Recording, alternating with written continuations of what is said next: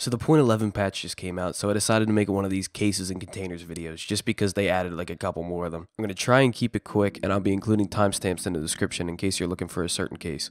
Up first, we got the 2 items cases. On the left is the new thick container that was just added in .11, and on the right is the standard eye case. As you can see, the thick is gigantic and pretty much holds everything in the game. Now we got the 2 weapons cases. Just like the items cases, they have the thick and the standard one. These hold guns and attachments and cost about half of the items cases. In my opinion, if you're actually trying to hold weapons, then get the thick container, but if you're not and you're just doing attachments, then just get the standard weapon case. Now we got the Magbox, which was actually just added in the .11 patch that just came out. It's kind of the opposite of the ammo container, as it holds mags, but it doesn't hold loose ammo. In my opinion, this makes the whole box completely useless. I feel like they should have just added a thick version of the ammo container that actually holds mags, and then make it like expensive as hell. But I don't know, maybe you have like 100 mags sitting around. Now we got one of my personal favorites, the Dogtag container. This only takes up 1 slot, but as you can see, it has so much space.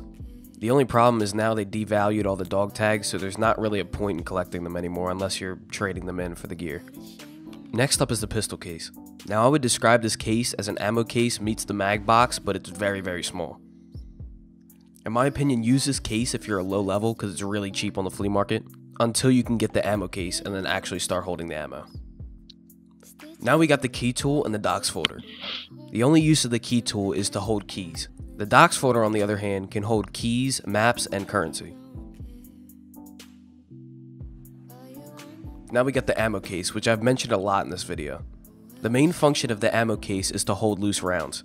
Another trick is to get an ammo case, load it up with rounds, and then put it in your gamma container. This makes you overweight, so it actually levels up your strength as you walk in the raid. Now we got the lucky Scav Junkbox. This is basically an items case for all of your treasure items and all of the items that you find in raids that you can trade into the vendors. I highly recommend you pick one of these up early on and just start collecting things in raids. Up now we got the money case. The money case holds rubles, USD, and euros. One thing that people don't know is that it can actually hold physical bitcoins as well. Next up we got the meds case, which is pretty self-explanatory. It holds all the meds. It also holds all the meds that you can't use, like the LEDX and the defib. Next we got the small wallet. Now the wallet's pretty common now, so if you think that you're going to be looting a couple safes or a couple areas in the map, then I would recommend picking one of these up. It basically just holds currency. Now we got the food crate, which I'm not even going to try and pronounce its real name. I'm not 100% sure why they added this, because there's really no use for food right now except for your metabolism skill. Right now it's about $1.1 million on the flea market, so I wouldn't even go near it at this state.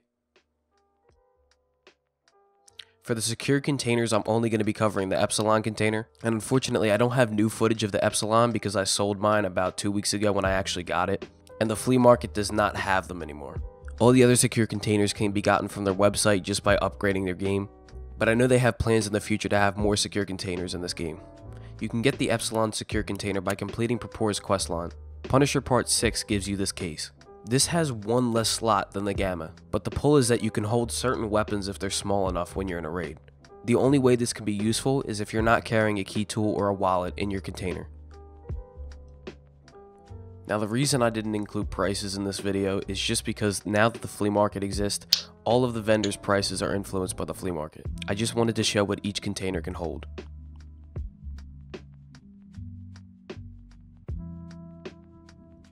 So that's pretty much it for this video. If I missed something, please let people know in the comments below, and I'll see y'all later.